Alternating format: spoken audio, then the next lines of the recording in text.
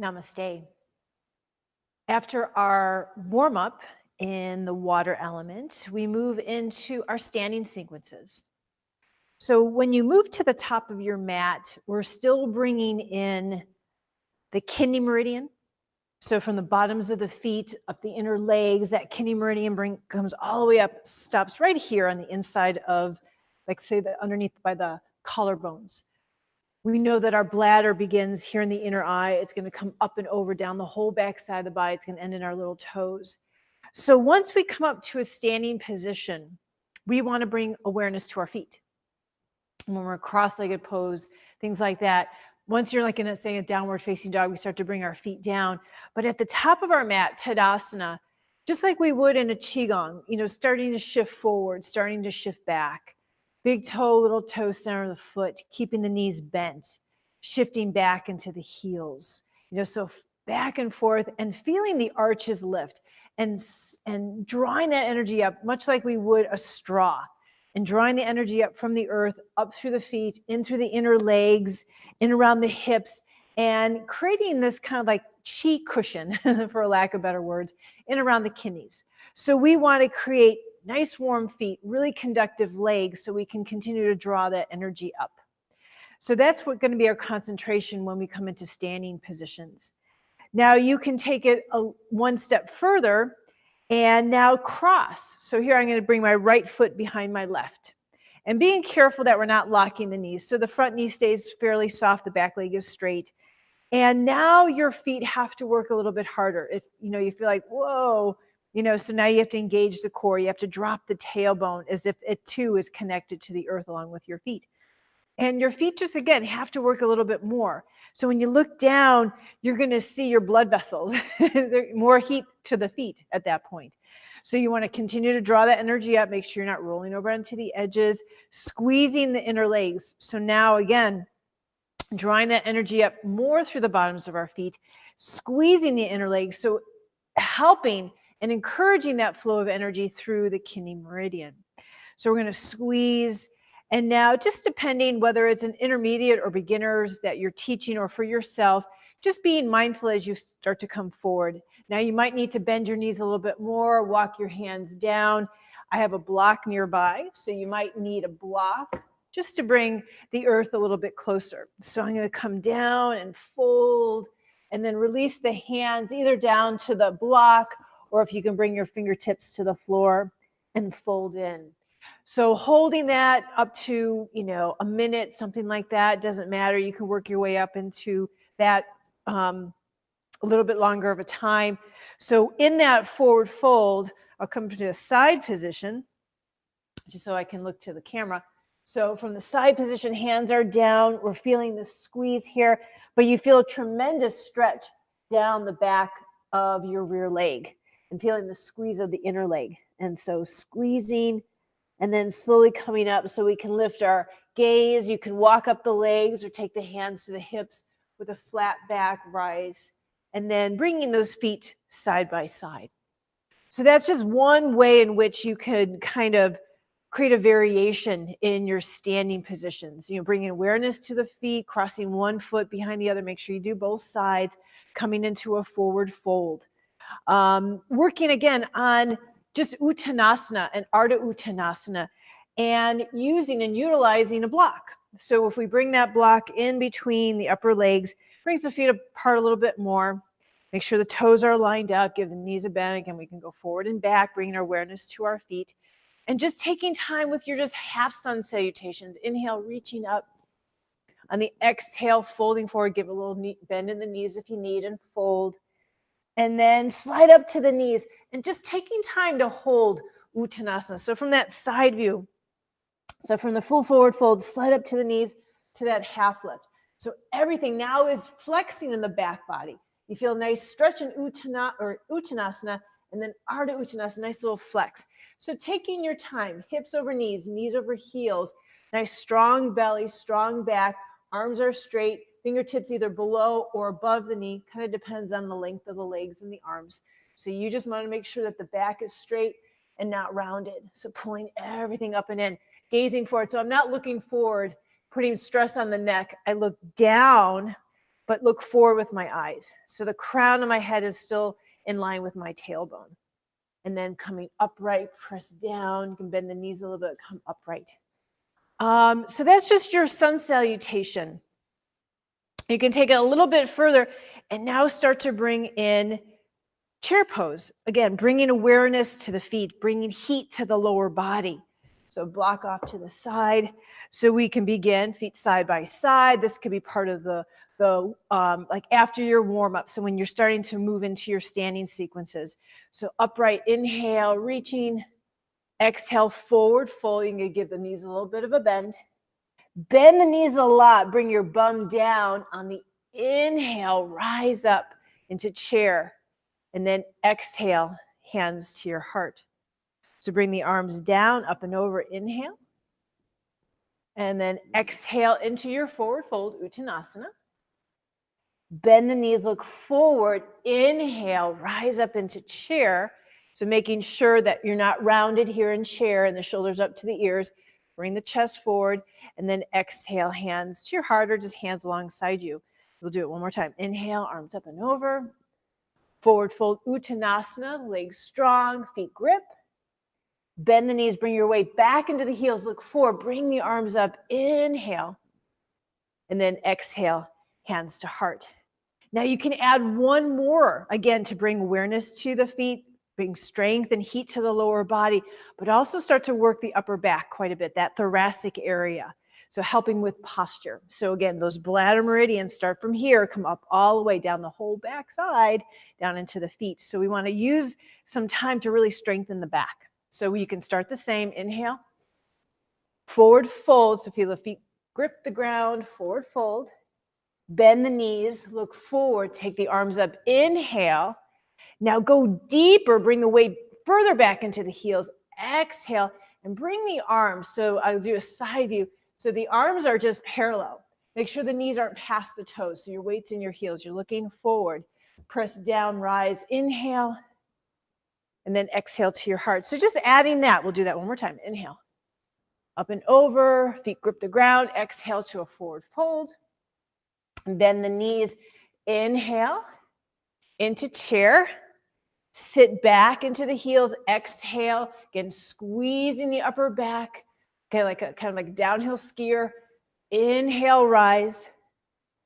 And then exhale, hands to heart. You can do that, again, soup it up a little bit more with a block so you really feel the inner legs work. So you can do the same sequence. Inhale, exhale, inhale, chair. Bring your weight back. Exhale. Again, that little downhill skier. Make sure your shoulders are above the hips. Squeeze the block. Press the feet. Inhale, rise. Make sure we don't lock the knees back. And then exhale, hands to heart. So that'll get the heart pumping.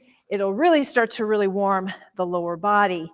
And then once you're at the top of your mat, now you can start to move into your warrior series. So let's go into warrior. Again, thinking about the kidney meridian, thinking about the bladder, thinking about forward folds. So how to create a variation. Warrior one is one of our staples throughout the year, but what variation can we use this time of year? So I'm going to step off my mat just so I can step forward. So coming into our warrior, so we know our hips won't square, so front knee is bent, square the shoulders, arms up. So here's our traditional warrior one. To create, again, more of a water element, we want to add a fold. So bringing the arms back, doing kind of the same thing that we did in that chair pose, bringing the arms down, bringing the arms forward, flexing, holding, push down and rise. So you can do that as like a little flow sequence. So inhale here, exhale, forward fold, bring the arms back, bring the arms forward, inhale. Another exhale, so you hold for a cycle of breath. Inhale, rise. So once again, using the strength of the upper body and flexing. So when we go onto our belly and we do some, let's say, locust pose and things like that, you're already warmed up. Those muscles have already been engaged, so they're not new. They're not going to cramp. So bringing that forward fold, stretching into the arms, bring the arms here. So we want to make sure the arms aren't here. I see this a lot. Rounding the back or the head lower than the hips. You want the head above the hips. You want the arms right alongside the ears. Use the strength and the firm grounding of the foot to bring you right on back. So that's our warrior one variation. With warrior two, not so much a variation as it is just an awareness. So when we are in, so I'll take it to the mat this way. In our warrior two, we're extending out. We want to make sure we're not too far forward, not bringing our weight too far back. So find that evenness in warrior two. But now drawing that energy, bringing your awareness to the feet, both the front foot and the back foot, up the inner legs. So it's like this hugging in, making sure that they don't hug too much to bring the knee out of alignment to the heel. So with that hugging action as you extend. So we talk about the 6 directions of opposing force.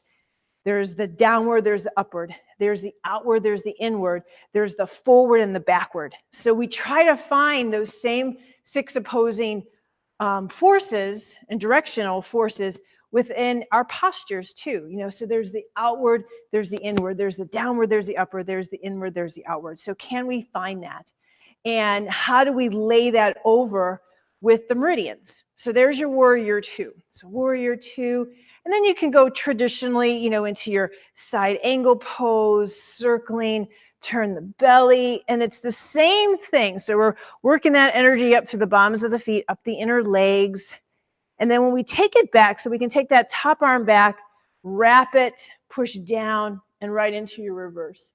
So if you can take your hand and bring it to the opposite kidney. So again, bringing awareness to the kidney.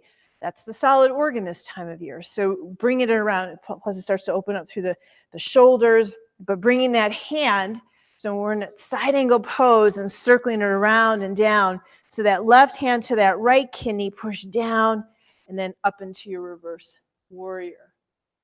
So that's just kind of that combination, the warrior two, side angle, reverse warrior.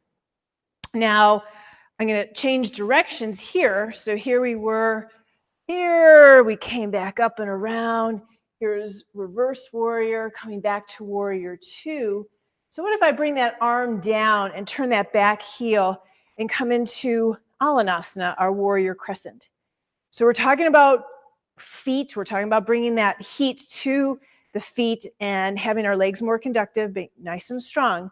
So from Alanasana, can I exhale, bring the back foot forward to the front? My feet kind of disappeared. And then step it back or slide it back. Inhale, Alanasana. Keep that front knee steady over the heel. And then exhale, bring the back foot forward. Step back, inhale. And then bring that back foot forward, exhale. There you go. And then one more time. So we step it back, inhale, bring the back foot forward, and exhale. And then come to standing. So that would be just how you would maybe complete a warrior two, reverse warrior, side angle, and then end there. So after we go through our warrior series, warrior two, reverse warrior, side angle pose, and then we do our Alanasana. Now the legs are really, really conductive, hopefully, and our awareness is in our feet. So going back to where we were before and taking it up a notch, meaning we're going to take our right foot behind the left. So remember this part before when we were standing, kind of like the very beginning of our standing poses.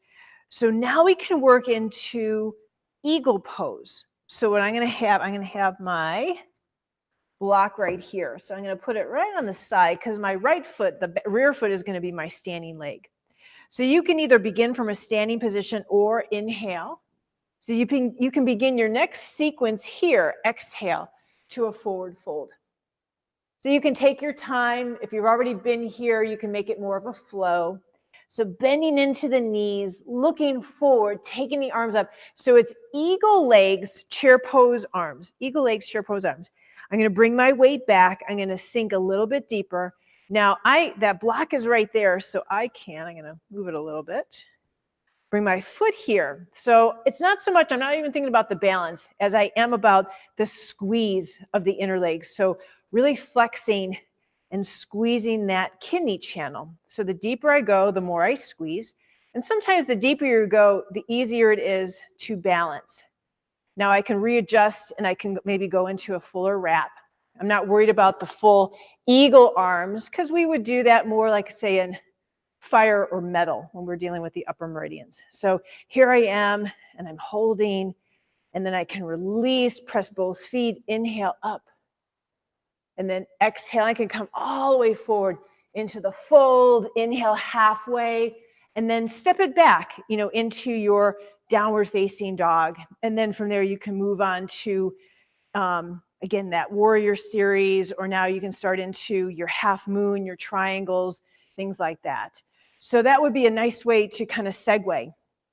And if you start that in the beginning of the season, start in the beginning of the water, getting your students or yourself just, more comfortable with eagle, to where you can feel the squeeze, and then maybe get comfortable with eagle where you can actually balance. Again, not the focus for this time of the year, but that's okay. But, starting to get really strong in that eagle.